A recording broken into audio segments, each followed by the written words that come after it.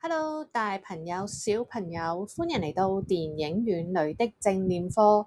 我係你哋嘅情緒教練 Alpha。我哋大約每集5分鐘，借用電影主角嘅魔法，同爸爸媽媽一齊練習正念，學習接納情緒，將生活中嘅小煩惱變成令到我哋心靈長大嘅超能力。準備好你好奇嘅心，我哋出發啦！第一集嘅主題係看見同埋接納情緒。大家有冇睇過腦筋急轉彎呢？樂樂一副正能量，成日都想操控大局。佢面對住阿愁嘅時候，好多時咧都會好抗拒嘅。喺電影中，佢甚至畫一個圓圈困住阿愁，令到佢唔可以做任何嘅行動。但喺最後，電影入面，阿愁安慰咗喊緊嘅冰冰。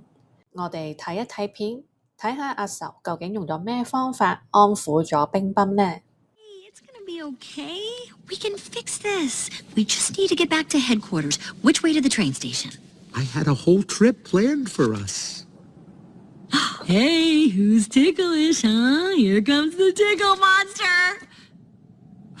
Hey, Bing Bong, look at this.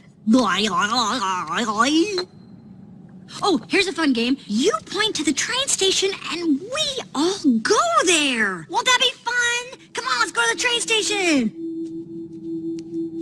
I'm sorry they took your rocket. They took something that you loved. It's gone. Forever. Sadness. Don't make him feel worse. Sorry. It's all I had left of Riley. I bet you and Riley had great adventures. Oh, they were wonderful. Once we flew back in time. We had breakfast twice that day. Sadness. It sounds amazing. I bet Riley liked it. Oh, she did. We were best friends. Yeah, it's sad.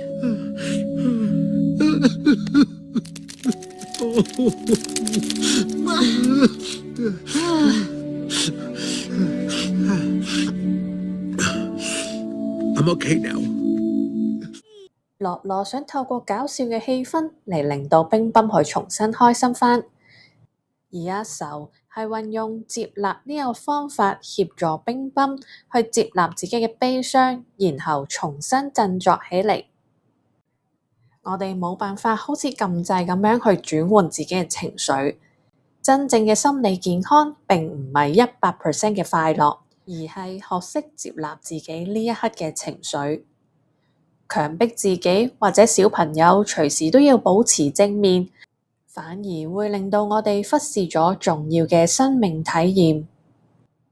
哭泣、表達失望或者喺安全嘅空間去發洩憤怒，係必要嘅情緒排毒。當我哋清空咗悲傷嘅容器之後，新嘅好嘅感受先至有空間進入。同理心並唔係話唔緊要啦，你仲有其他乜嘢乜嘢。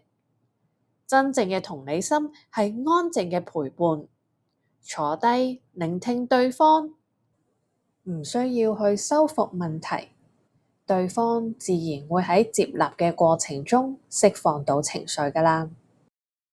而家我會教大家做一個正念嘅練習，呢個練習叫做情緒天氣報告。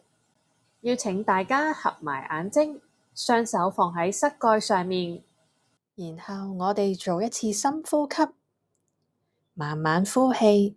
而家你嘅心情好似樂樂咁樣一個大太陽啦，定係好似阿愁咁樣一團烏雲呢？定係好似代表生氣嘅暴風雨呢？無論係咩天氣，我哋只需要接納佢就可以㗎喇。而家可以慢慢打開眼睛，我哋睇下旁邊嘅爸爸媽媽，佢哋又係啲咩天氣呢？就算唔一樣，我哋都可以學習去欣賞彼此嘅天氣。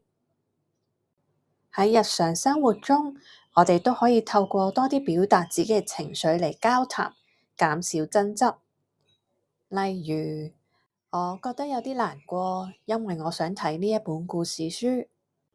減少運用發脾氣嚟表達自己。當我哋願意看見彼此嘅感覺，就係接納嘅開始。看見不同，心更靠近。按讚訂閱啦，我哋下集再見，拜拜。